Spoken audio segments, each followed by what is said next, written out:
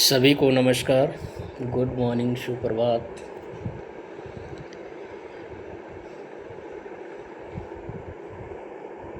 आज हम शुरू करते हैं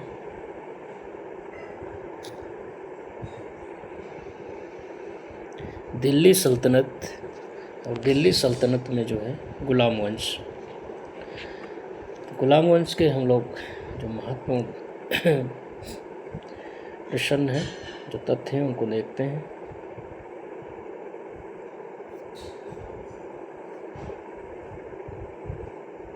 भारत में गुलाम वंश की नींव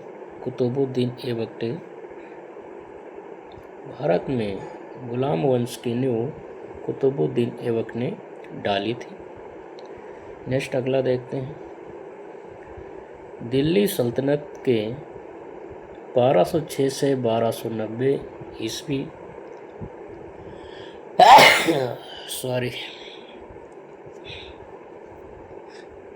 दिल्ली सल्तनत के 1206 से 1290 तक के सुल्तान जो है वो गुलाम वंश के नाम से जाने जाते हैं।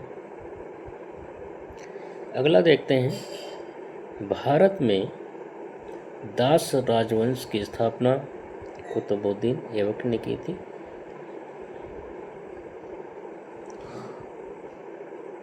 अगला देखते हैं। गुलाम वंश का प्रथम शासक कुतुबुद्दीन ऐबक 1206 से 1210 ईस्वी तक शासन करता है।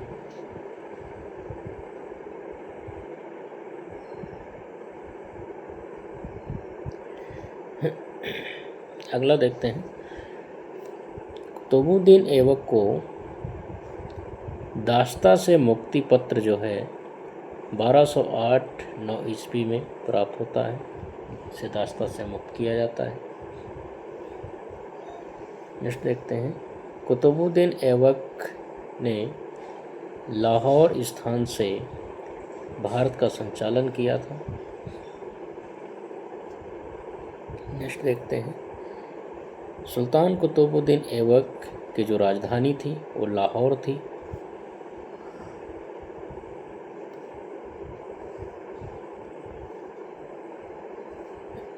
नेक्स्ट देखते हैं। शासक कुतुबुद्दीन ऐबक को लाख बख्श के नाम से जाना जाता है। तो शासक कुतुबुद्दीन ऐबक को लाख बख्श के नाम से जाना जाता है। लाख बख्श का मतलब लाखों को देने वाला, लाख बख्श कहा गया है। अगला देखते हैं। अजमेर में 2.5 दिन का झोपड़ा कुतुबुद्दीन ऐबक ने बनवाया था। अगला देखते हैं। कुव्वत उल इस्लाम मस्जिद का निर्माण कुतुबुद्दीन ऐबक ने करवाया था। अगला देखते हैं।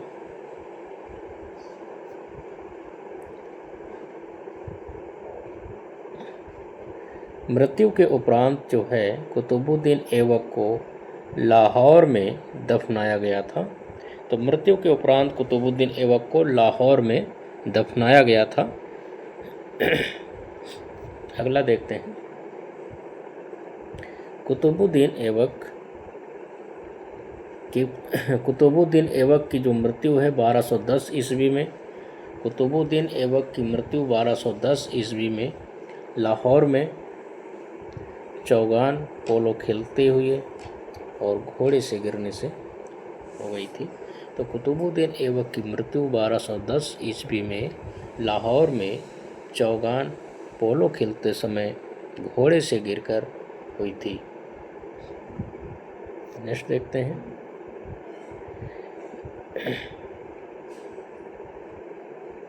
ऐबक ने हसन निजामी फक्र मुदबिर को अपना संरक्षण प्रदान किया था, आश्रय प्रदान किया था। ये लेखक थे, साहित्यकार थे। आगे देखते हैं। कुतुबुद्दीन ऐबक जो है ये ऐबक जनजाति का तुर्क था। आगे देखते हैं। कुतुबुद्दीन ऐबक ने 1199 ईस्वी में कुतुब मीनार का निर्माण कार्य शुरू किया था, जिसे बाद में इल्तुतमिश ने पूरा कराया था।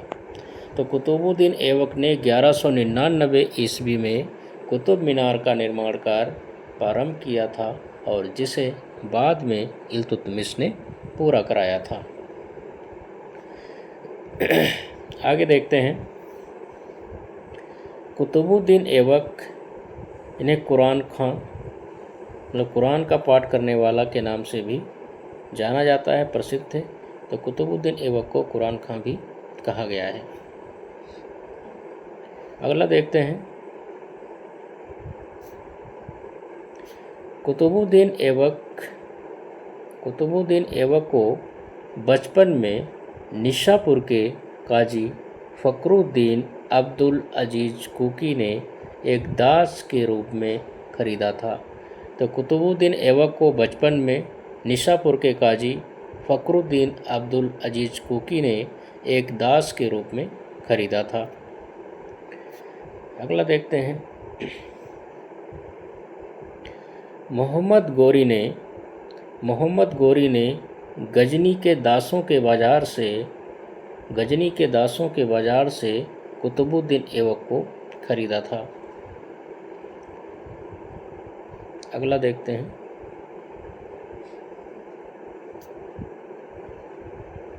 कुतुबुद्दीन ऐबक केवल मलिक और सिपहसालार की पदवियों से ही अपने को संतुष्ट रखता है। तो कुतुबुद्दीन ऐबक केवल मलिक और सिपहसालार की ही पदवियां धारण करता है। नेक्स्ट अगला देखते हैं। दास राजाओं में जो सबसे महान था, दास या गुलाम राजाओं में जो सबसे महान था वह शमसुद्दीन इल्तुतमिश को माना जाता है। अगला देखते हैं। दिल्ली सल्तनत का पहला संप्रभु संपन्न जो शासक था इल्तुतमिश था।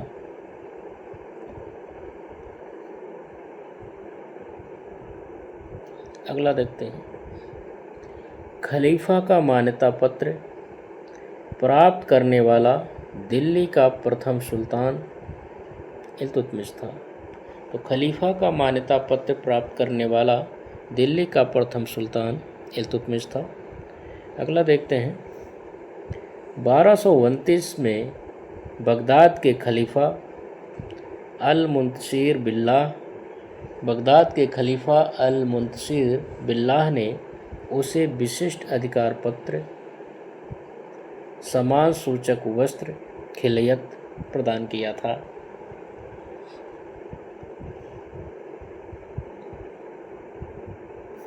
आगे देखिए। इल्तुतमिश ने सुल्तान की पदवी धारण की थी। तो सुल्तान गुलाम शासकों में सर्वप्रथम इल्तुतमिश ने ही सुल्तान की पदवी धारण की थी और इससे पहले महमूद गजनवी ने जो है सुल्तान की पदवी धारण की थी। तो सुल्तान की पदवी धारण करने वाला पहला जो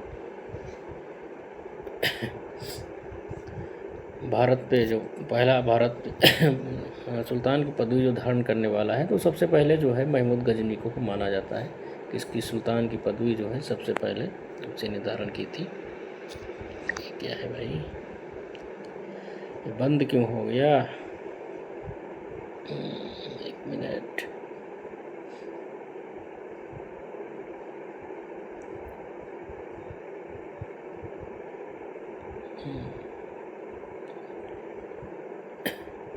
यहाँ देखिए।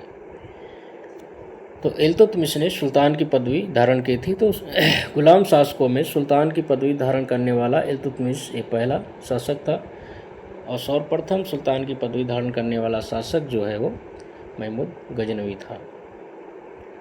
नेक्स्ट अगला देखते हैं। दिल्ली सल्तनत का प्रथम वैधानिक सुल्तान इल्तुतमिश था।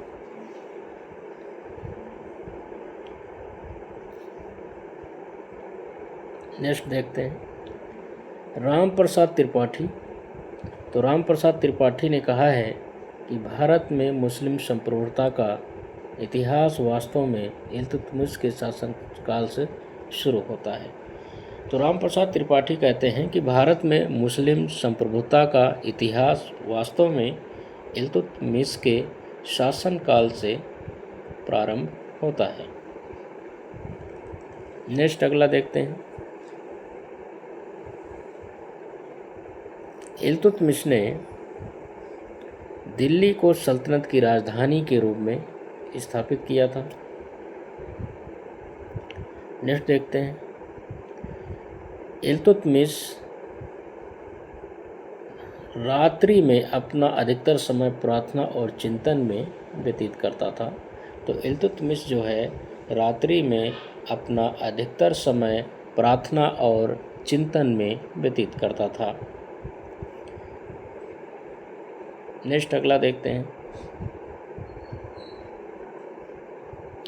इल्तुतमिश के इक़्तादार कबीर खां को हजार मर्दह कहा जाता है। तो इल्तुतमिश के इक़्तादार कबीर खां को हजार मर्दह कहा जाता था। नेक्स्ट अगला देखिए।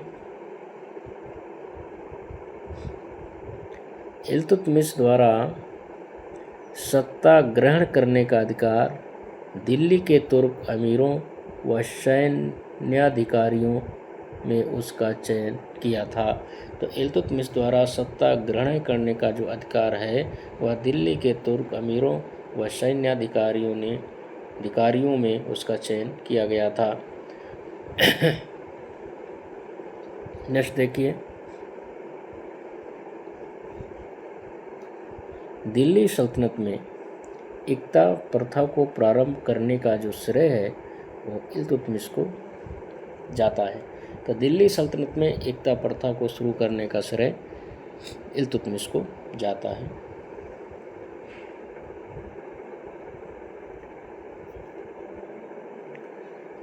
नेक्स्ट अगला देखते हैं। अक्ता वह भूमि होती थी, यह इक्ता व अक्ता वह भूमि होती थी जिसकी आय सैन्य प्रशासन का नियंत्रण था, जिसकी आय पर सैन्य प्रशासन का नियंत्रण होता था। तो इक्ता या अक्ता वह भूमि होती थी जिसकी आय पर सैन्य प्रशासन का नियंत्रण होता था। अगला देखते हैं।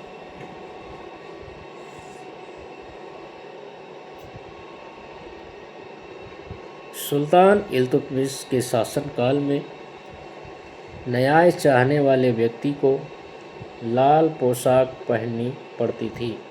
तो सुल्तान इल्तुतमिश के शासनकाल में न्याय चाहने वाले व्यक्ति को लाल पोशाक पहननी पड़ती थी। नेक्स्ट देखिए। ख्वारिज़म वंश का अंतिम शासक जलालुद्दीन मकबरनी ने इल्तुतमिश को एक संदेश भेजा था जिसमें मंगोलों के खिलाफ गठबंधन की मांग थी। तो ख्वारिज़म वंश का अंतिम शासक जलालुद्दीन मकबरनी ने इल्तुतमिश को एक ऐसा संदेश भेजा था जिसमें मंगोलों के खिलाफ गठबंधन की मांग थी। अगला देखते हैं।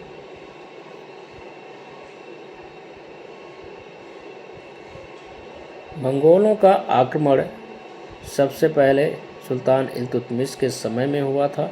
तो मंगोलों का आक्रमण सर्वप्रथम सुल्तान इल्तुतमिश के समय में हुआ था। अगला देखते हैं।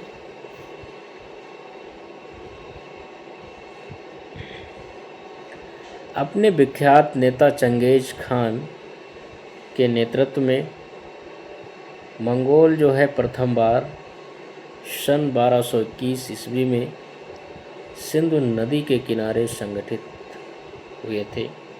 तो अपने विख्यात नेता चंगेज खान के नेतृत्व में मंगोल प्रथम बार सन 1221 ईस्वी में सिंधु नदी के किनारे संगठित हुए थे। अगला देखते हैं। दिल्ली का सुल्तान इल्तुतमिश मंगोल नेता चंगेज खान का समकालीन था। तो दिल्ली का सुल्तान इल्तुतमिश मंगोल चंगेज खान का समकालीन था। अगला देखते हैं।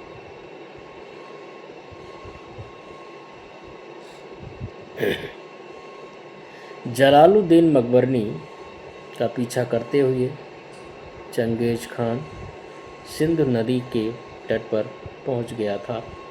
तो जलालुद्दीन मकबरनी का पीछा करते हुए चंगेज खान सिंधु नदी के तट पर पहुंच गया था।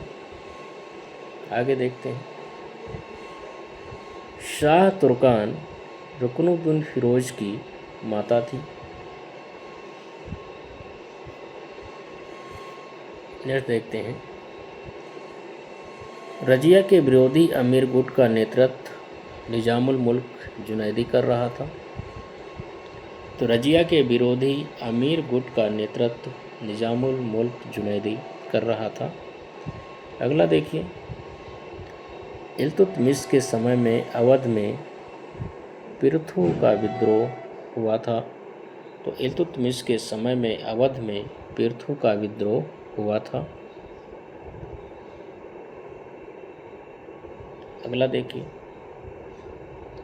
इल्तुतमिश ने मिन्हाजुद्दीन सिराज मलिक ताजुद्दीन को संरक्षण प्रदान किया था। तो इल्तुतमिश ने मिन्हाजुद्दीन सिराज और मलिक ताजुद्दीन को संरक्षण प्रदान किया था। नेक्स्ट देखिए।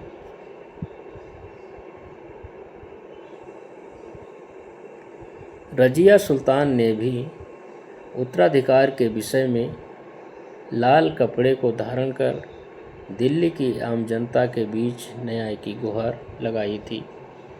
तो रजिया सुल्तान ने भी उत्तराधिकार के विषय में लाल कपड़े को धारण कर दिल्ली की आम जनता के बीच न्याय की गुहार लगाई थी। अगला देखिए। इल्तुतमिश ने चांदी का टंका और तांबे का जीतल नामक सिक्का जारी किया था। आगे देखिए। इल्तुतमिश को दिल्ली सल्तनत का वास्तविक संस्थापक माना जाता है। नेक्स्ट देखिए। इल्तुतमिश ने 1210 से 1236 ईस्वी तक शासन किया था। आगे देखिए।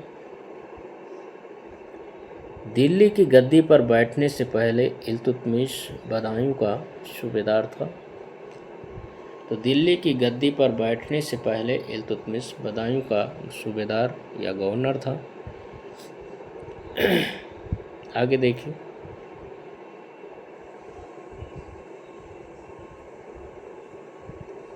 बगदाद के खलीफा अल-मुंतसिर बिल्लाह ने इल्तुतमिश को सुल्तान-ए-आजम की उपाधि प्रदान की थी।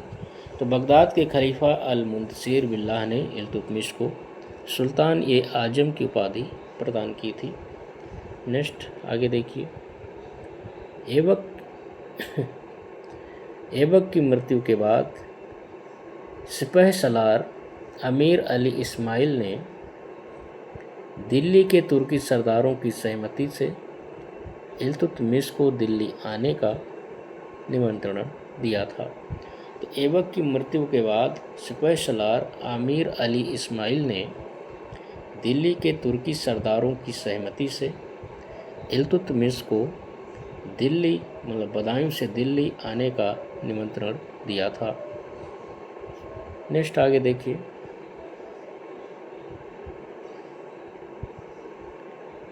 मोहम्मद गोरी ने 1206 ईस्वी में खोखरों के विद्रोह के समय मोहम्मद गोरी ने 1206 ईस्वी में खोखरों के विद्रोह के समय इल्तुतमिश की असाधारण योग्यता के कारण उसे दास्ता से मुक्त कर दिया था। तो इल्तुतमिश की असाधारण योग्यता के कारण उसे दास्ता से 1206 में मुक्त किया गया था। आगे देखिए। इल्तुतमिश ने जो है सुल्तान के पद को वंशानुगत बनाया था। इल्तुतमिश ने सुल्तान के पद को वंशानुगत बनाया था। अगला देखिए, मिनहाज ने अपना ग्रंथ तबकात नासरी नसरुद्दीन महमूद को समर्पित किया था। आगे देखिए, दिल्ली सल्तनत की गद्दी पर बैठने वाली पहली महिला मुस्लिम शासक रजिया थी। तो दिल्ली सल्तनत की गद्दी पर बैठने वाली पहली मुस्लिम महिला शासक रजिया थी। नेक्स्ट देखिए, मध्यकालीन भारत की प्रथम महिला शासिका रजिया थी। तो मध्यकालीन भारत की प्रथम महिला शासिका रजिया थी। नेक्स्ट देखिए, अमीर हाजिब के पद पर रजिया ने इख्तियारुद्दीन एतगीन को नियुक्त किया था। तो अमीर हाजिब के पद पर रजिया ने इख्तियारुद्दीन एतगीन को नियुक्त किया था। नेक्स्ट देखिए, रजिया ने मलिक जमालुद्दीन याकूत को अमीर आखुर असुसाला का प्रधान नियुक्त किया था। रजिया ने मलिक जमालुद्दीन याकूत को अमीर आखुर असुसाला का प्रधान नियुक्त किया था। अगला देखिए, सुन्नी और शियाओं के मध्य सबसे अधिक सांप्रदायिक विवाद रजिया के शासनकाल में हुआ था। तो सुन्नी और शियाओं के मध्य सबसे अधिक सांप्रदायिक विवाद रजिया के शासनकाल में हुआ था। नेक्स्ट आगे देखिए, रजिया को उत्तराधिकारी बनाने वाली शाही विज्ञप्ति की रचना मिनहाज उस सिराज ने इल्तुतमिश के लिए किया था। तो रजिया को उत्तराधिकारी बनाने वाली शाही विज्ञप्ति की रचना मिनहाज उस सिराज ने इल्तुतमिश के लिए किया था। नेक्स्ट देखिए, रजिया सुल्तान ने 1236 से 1240 ईस्वी तक शासन किया। आगे देखिए, इल्तुतमिश ने तुर्कान-ए-चहलगामी की स्थापना की थी। तुर्कान-ए-चहलगानी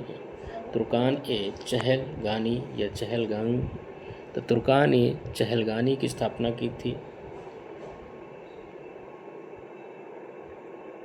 जिसे तुर्कान-ए-चालीसा भी कहते हैं। आगे देखिए, शाही अंगरक्षकों का प्रधान सर जानदार कहलाता था।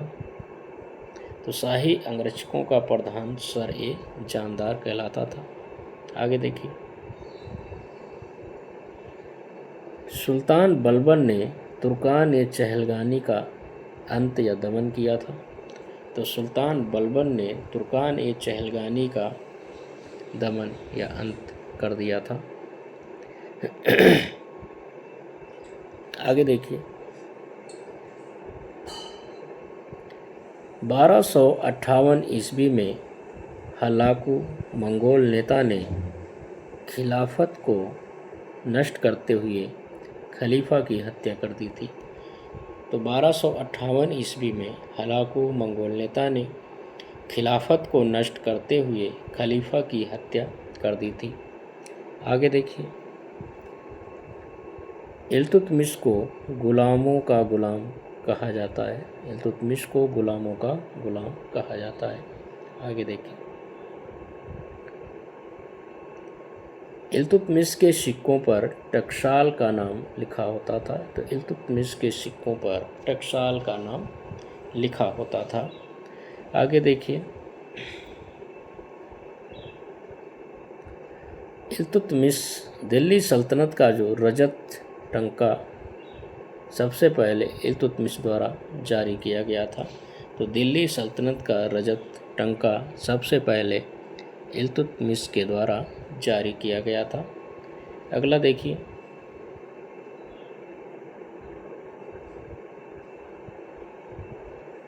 गुलाम वंश के सुल्तान इल्तुतमिश ने शुद्ध अरबी सिक्कों को चलाया था। शुद्ध अरबी सिक्कों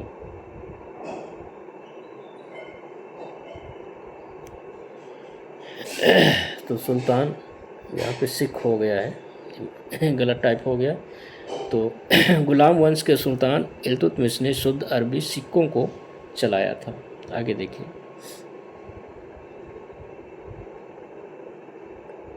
बलबन का जन्म तुर्कों के इल्वरी संप्रदाय में हुआ था। तो बलबन का जन्म तुर्कों के इल्वरी संप्रदाय में हुआ था। आगे देखिए।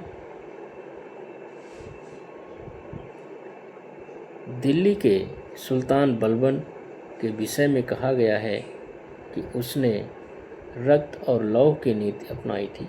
तो दिल्ली के सुल्तान बलबन के विषय में कहा गया है कि उसने रक्त और लौह की नीति अपनाई थी। आगे देखिए। दिल्ली का प्रथम सुल्तान बलबन, जिसने दरबार में गैर इस्लामी प्रथाओं का प्रचलन कराया था। तो दिल्ली का प्रथम सुल्तान बलबन, जिसने दरबार में गैर इस्लामी प्रथाओं का प्रचलन कराया था। आगे देखिए। ईरानी त्यौहार नवरोज़ का प्रचलन बलबन ने शुरू किया था। ईरानी त्यौहार नवरोज़ का प्रचलन बलबन ने शुरू किया था। आगे देखिए।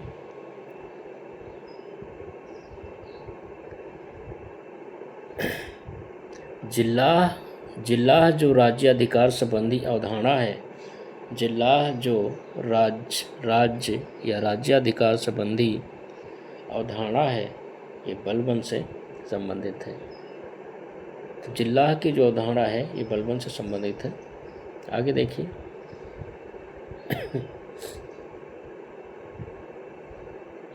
मामलुक सुल्तान बलबन जो राजतत्व के दैवी सिद्धांत का पक्षधर था।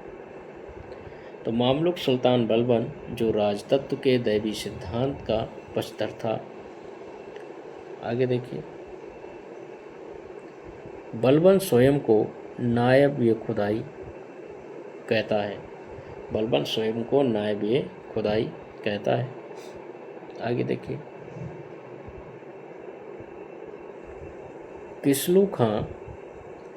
किसलू खां एक हाथी और नागौर की गवर्नरी के बदले सिंहासन से अपनी दावेदारी त्याग दी थी। तो किसलू खां एक हाथी और नागौर की गवर्नरी के बदले सिंहासन से अपनी दावेदारी त्याग दी थी। अगला देखिए।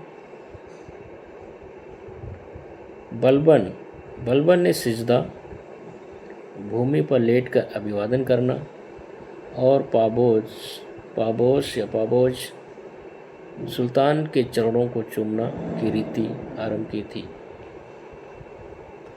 तो बलबन ने सिजदा, घुटने पर बैठकर, मतलब सिजदा का मतलब था भूमि पर लेटकर अभिवादन करना, और पाबोश का मतलब था सुल्तान के चरणों को चूमना था। ये दो रीतियाँ जो है बलबन ने अपने दरबार में लागू की थी, सिजदा और पाबोश। अगला देखिए।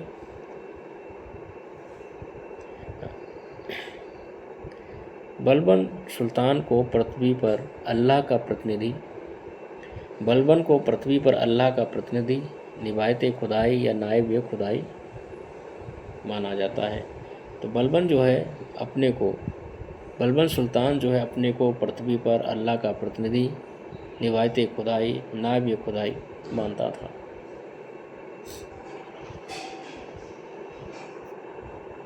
तो दिल्ली सल्तनत के हम लोगों ने जो दिल्ली सल्तनत में जो पहला वंश है गुलाम वंश, तो गुलाम वंश से हम लोगों ने 77 तथ्यों को कर लिया है। 77 क्वेश्चन है, जिसमें एक क्वेश्चन में 2 या 3 क्वेश्चन भी बनते हैं।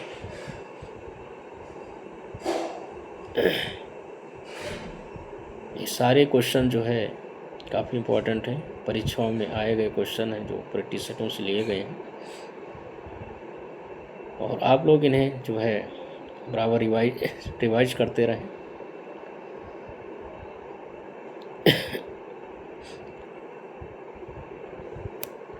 और अपने दोस्तों और मित्रों में शेयर करें। भाई मेरे चैनल को अधिक से अधिक सब्सक्राइब करें और शेयर करें।